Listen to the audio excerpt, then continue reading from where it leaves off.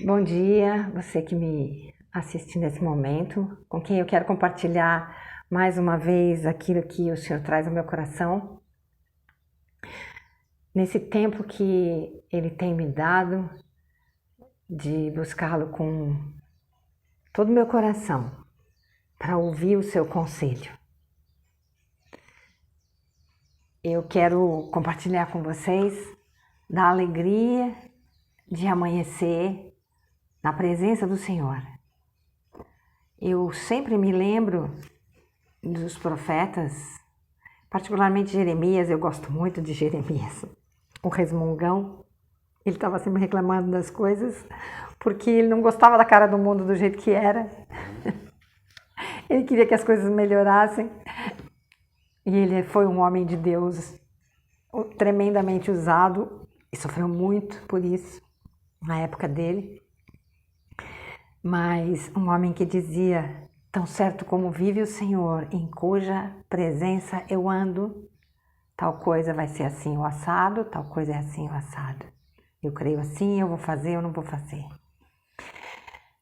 E esse tão certo como vive o Senhor, em cuja presença eu ando,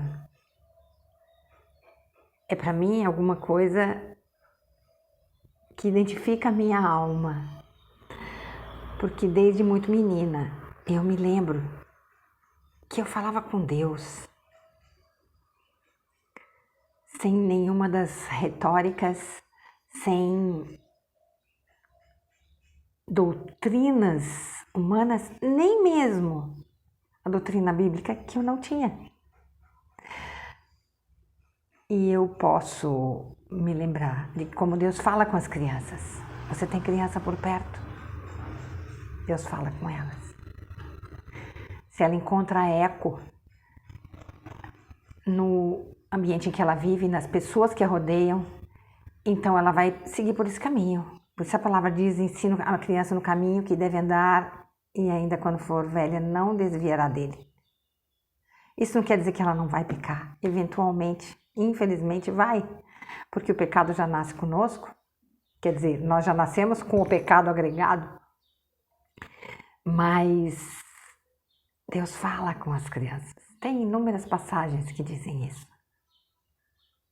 Mas ela vai guardar no coração? Ela vai se lembrar disso depois? Muito depende daqueles que são responsáveis por ela. E eu estava lendo ainda a carta de Pedro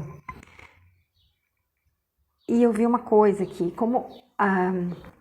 eu vejo muita gente desesperando, se desnorteando, buscando outras vertentes, porque não tem a paciência de esperar nas promessas de Deus.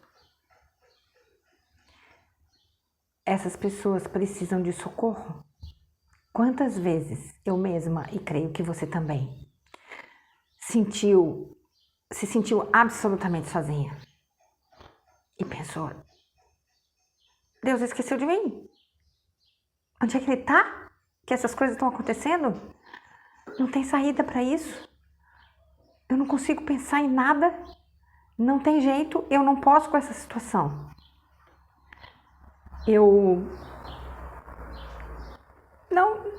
Às vezes as pessoas chegam a pensar que Deus não existe.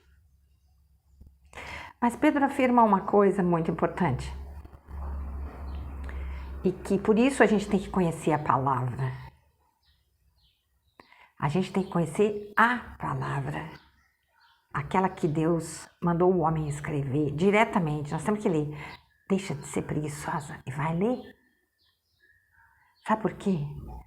Porque muitas pessoas, talvez até bem intencionadas, vão ensinar coisas e vão estar entre os falsos mestres, de propósito ou por ignorância, mas vão ensinar coisas erradas. E se nós não formos como aquele povo de Bereia, que ouvia uma pregação e corria na palavra para conferir se aquilo condizia com os pensamentos de Deus, se aquilo estava coerente com a palavra, com o oráculo de Deus, que Ele deixou como herança para nós, como testemunho do seu amor por nós. Ele nos escreveu um testamento do seu reino, daquilo que Ele quer para nós, seus filhos. Quando a gente ignora isso, nós somos ignorantes. Se você perguntar para mim, você entende de mecânica de automóvel? Eu vou dizer para você, sou completamente ignorante. Além de trocar a roda de carro, eu me lembro que uma vez quando eu era jovem, eu saí com o carro do meu pai e acho que quebrou a correia do motor. E aí eu consegui identificar que tinha quebrado a correia do motor, porque eu já tinha visto o meu pai uma vez fazer isso, ou alguém, não sei se foi o meu pai, não me lembro. Mas eu tinha ido, acho que para a escola com o carro e rompeu aquela correia. E eu sabia que aquilo era um problema sério. O carro não ia andar? Então, mas se fosse um problema maior, outro problema qualquer, como dizia naquela propaganda, a rebimboca da parafuseta, eu não queria saber, porque eu sou completamente ignorante em mecânica de automóvel. Mas eu não sou uma pessoa ignorante. Então, quando a palavra fala nos ignorantes, que deturpam a palavra de Deus, não está falando nas pessoas incultas de ciência, de informações, está falando de pessoas ignorantes da palavra de Deus. Por isso muitos são enganados, porque às vezes os enganadores vêm cobertos de diplomas. E às vezes, muitas vezes, um sábio mal sabe falar a língua dele. Pedro era um pescador. Ele sabia ler, escrever, não sei, mas ele era um pescador. Ele não tinha a cultura de um médico ou de um fariseu que era um doutor da lei, né? Ele não tinha conhecimento de filosofias e de ciências, mesmo na época já tinha muita gente culta, sábia, né? Então, e Pedro foi aquele que Jesus disse: tu és pedra, e sobre esta pedra eu construirei a minha igreja. Ele está falando do coração de Pedro. E depois ele trocou o coração de Pedro, né? E aí a gente vê, é lindo ler a história de Pedro com Jesus. Eu me emociono com o encontro dele depois da ressurreição, quando Jesus pergunta se ele o ama. É lindo, se você não conhece, leia, não vou falar agora, para não desviar o assunto. Mas temos um coração de pedra, até que Jesus venha e faça habitação em nós pelo Espírito de Deus. E na palavra, o Espírito de Deus, ele muitas vezes é mencionado como as águas que correm do trono de Deus. Imagine o seu coração seco, como aquela terra do deserto, como no nosso Nordeste brasileiro tantas vezes aparece, para nossa tristeza, aquele chão rachado. Imagina o teu coração daquele jeito. Quantas vezes eu digo assim, ai, meu coração hoje está uma uva passa. Aquela coisa seca, engruvinhada, enrugada, endurecida.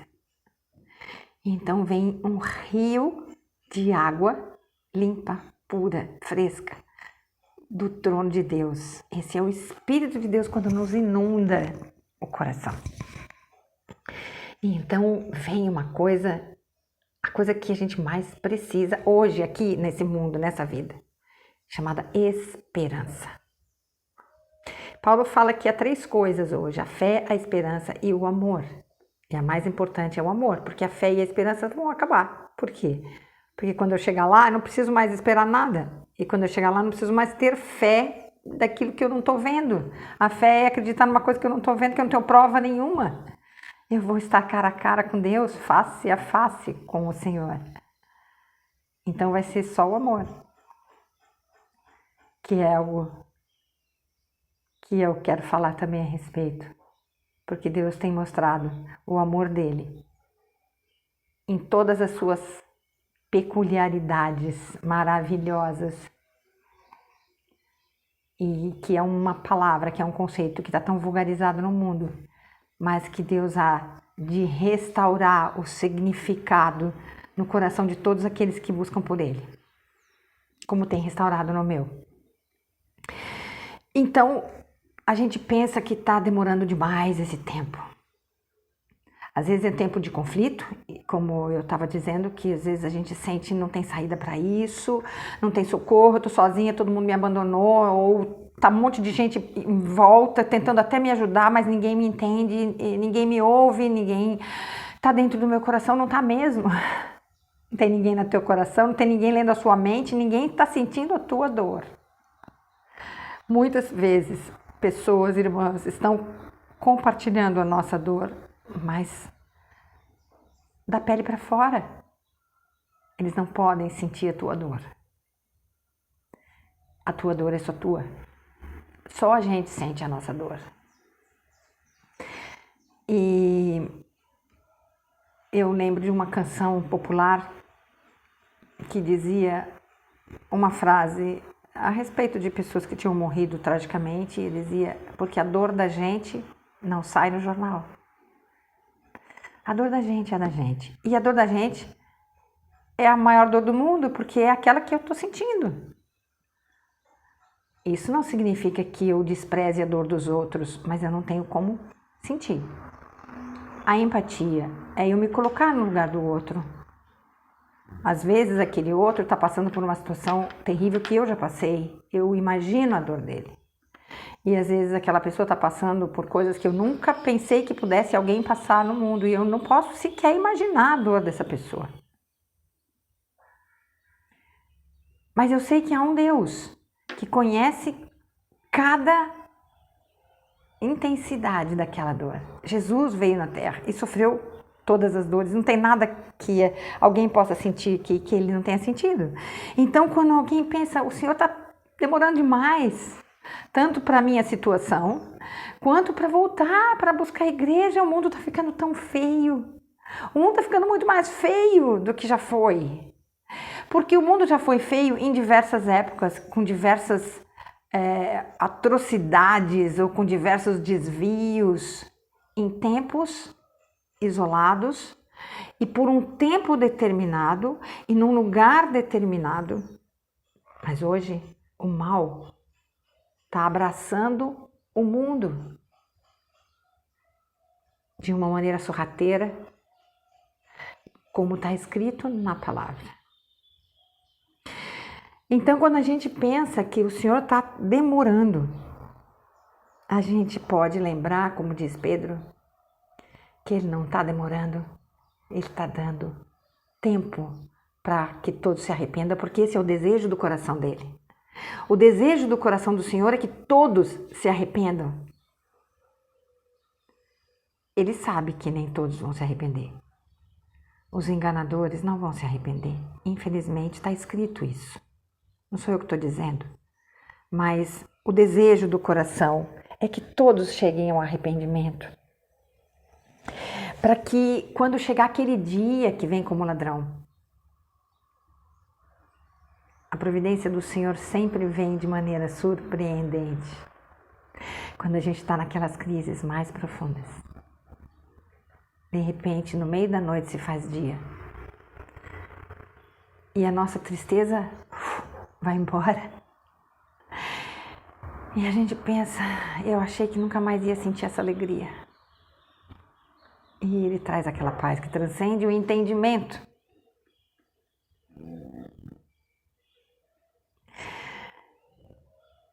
Então, o que eu queria dizer para vocês é que não desistam.